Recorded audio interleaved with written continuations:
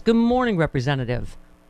Good morning. I appreciate you having me on. Thank you so much for being on. We always love having you, but particularly today, I mean, I just don't know a human that wasn't incredibly moved by President Zelensky's speech and obviously the video. What was your reaction in the room there? It was a battle cry from the front lines of the free world, and it was a moment that will stay with me the rest of my political career, truly formative. And in some ways marks a departure and maybe even a transition point from my other searing memory in my first year in Congress, which was the January 6th insurrection. If January 6th represented the low point of democracy and American leadership in my lifetime, this moment could be how we find our center again as a country. Yeah. It was an address that emphasized the moral clarity and the moral urgency of the moment. And his closing in English in particular, where he asked for America to be the leader of the free world, to be the leader of peace, was so resonant with my colleagues. Yeah, well, particularly with the, let's just say the last occupant of the Oval Office before President Biden. You know, isn't it remarkable? I think it bears reflection about what it would have been like these last 3 months were Donald Trump still in the White House. I mean, this is a guy who wanted to leave NATO, who tried to blackmail the Ukrainian president in an arms for dirt deal. Can you even conceive of his behavior over these last 3 months facing the most tense geopolitical situation since World War II? And the Congress people Yeah. sitting beside you that did not vote to hold him accountable for withholding this Ukrainian aid and extorting this president, Zelensky.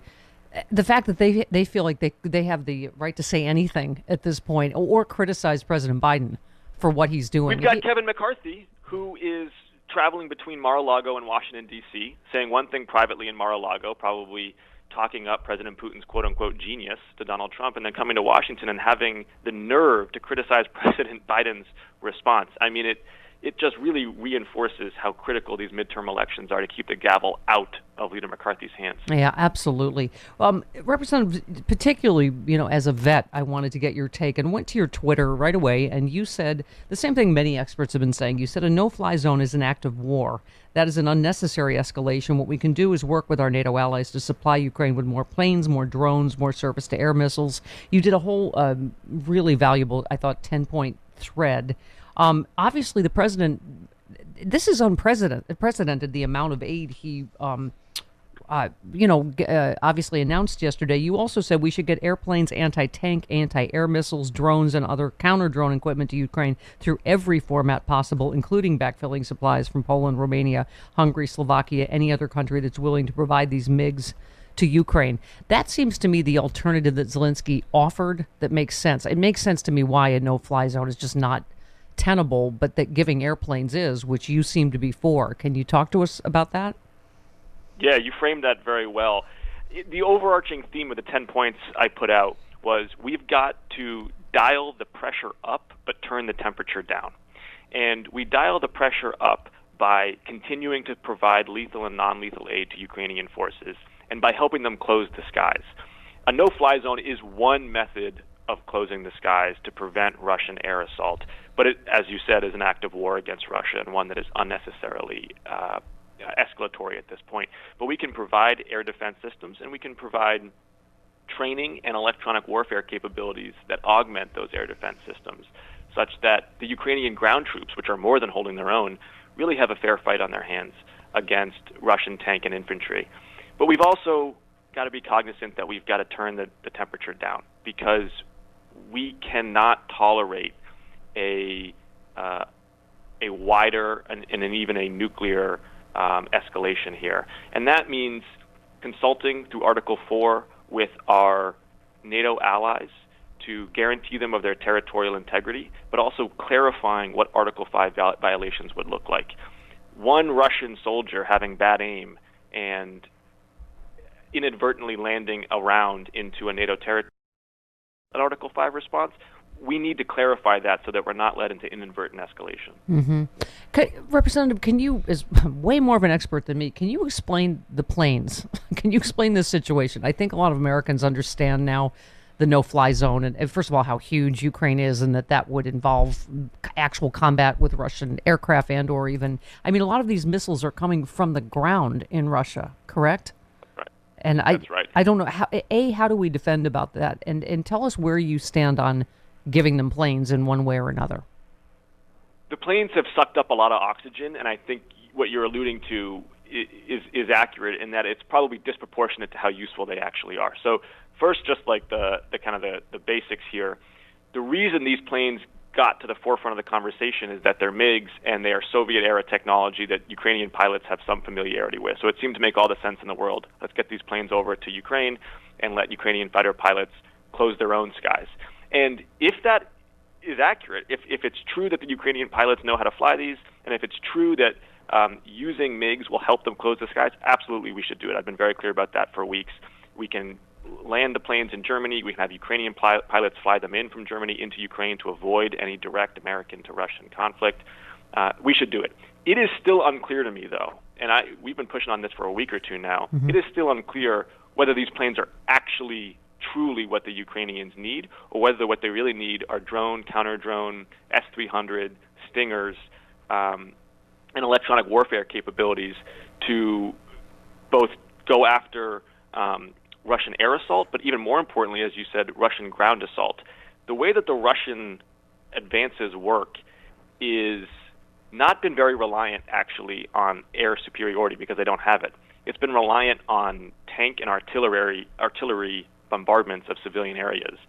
That's where American electronic warfare capabilities can be so effective. Mm-hmm. We have got to disable their command and control and logistics nodes so that their ground advances are frustrated even more so than their air assaults. I mean, what do you make of, I've heard some critics say, like, oh, how dare we try to tell Zelensky what he needs? He's, it's patronizing to tell him, oh, you don't need that, you need this. But, and you could understand in his position, him asking for everything, they're in a desperate situation. You understand his saying, every child that dies is because you're trying to figure out logistics about planes or whatever. So what is your response to that?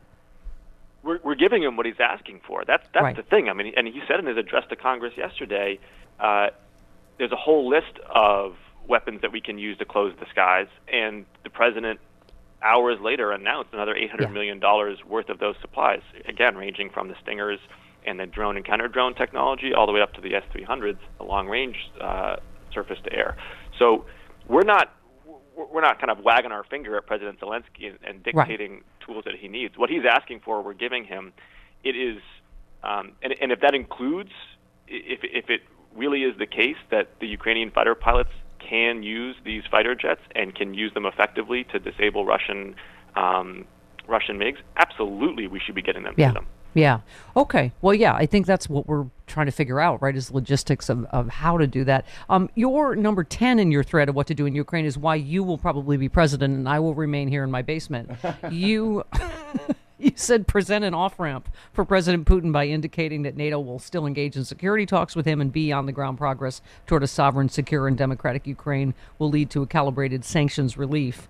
I get that. While I get that, Representative, there's part of me that just wants to say, F you war criminal. Like, you get nothing. I mean, I understand what you're saying, but, I think Chairman Schiff said something sort of to the opposite, like this needs to be a total humiliation for Putin, so he or nobody else ever does this again. What do you make of that? I mean, I get both arguments. I understand the impulse, and I psychologically I share it, and yet President Biden needs to be a statesman, and that means rising above your emotional impulses. And the famous Roman general Tacitus said that the best way to defeat your enemy is to box them in on three sides and leave the fourth open so that you avoid the worst of the battle. And we've boxed him in on three sides now, diplomatically, militarily, and economically. But if this is truly going to resolve peacefully and quickly, we need to understand President Putin's off-ramp. Because here's my concern, and we saw this in Aleppo, and we saw this obviously in Chechnya. If he's boxed in on four sides, his response is going to be to terrorize civilian areas to a degree that even exceeds what we've seen so far. It'll be thermobaric weapons. It could even be chemical or biological weapons. And it's going to be a humanitarian catastrophe on a scale even beyond these last 3 weeks. Yeah. So that means understanding the press release that President Putin needs to be able to deliver to his Kremlin national security elite. What does that look like? It probably looks like the small Donbass and Crimea as some type of ethnic Russian enclave or separate suzerain entity, and a sovereign, secure, and democratic Ukraine that has a potentially non-aligned military, but a strong commitment from the West for its sovereignty, its security, and its democracy. Yeah. You were a Marine, so I can see your instincts, because you tweeted, we used to have a saying in the Marine Corps, everyone has a plan until you get punched in the face. And you said it's time to deliver that punch to Vladimir Putin by issuing energy sanctions, cutting off the oil, which we've done. Yeah. I mean, it is amazing what Putin has done to the Russian economy in the space of, I don't know how long, right? Less than a month? I want to highlight two aspects of that. So the first is we've done an American embargo of oil, but we have not done coordinated global embargo of oil, and those are two separate things, and the latter is much more powerful than the former. In particular, we really need to get the Chinese on board with these sanctions. The Chinese have signed a contract close to $20 billion for oil and continue to be a source of hard currency for the Kremlin with oil. For these oil sanctions to truly deprive the Kremlin of hard currency and a budget surplus, we've got to make these more coordinated and more comprehensive globally. So that's got to be an important next step. And the second is the central bank. And I want to here just give a shout out to the Deputy Secretary of the Treasury and the Secretary of the Treasury, Janet Yellen and Wally Adeyomo. Their architecting of the central bank sanctions against Russia, maybe even more so than the oil, were the punch in the face that Vladimir Putin was not expecting. Those have cratered the ruble and really led to panic, frankly, in the Russian economy. Well, who was it? John McCain that said they're basically a gas station with nukes. So That's right. We shut down the gas station, right? Yeah. And the ATMs don't work. Yeah. Well, and Representative, as a descendant of Ukrainian refugees, I know you've always been outspoken. You tweeted about we should be welcoming refugees to America, authoring work authorization permits. I was saying I have a friend who's Ukrainian, and her parents just escaped from Ukraine and came over here. And, I said, look, I have 2 extra bedrooms. She has a cousin that's still stuck in Kyiv. And, right-wingers frequently call radio shows like mine during things like this to say, oh, how many Ukrainian refugees are you taking in? And I'm like, I've offered to take in several. How about you?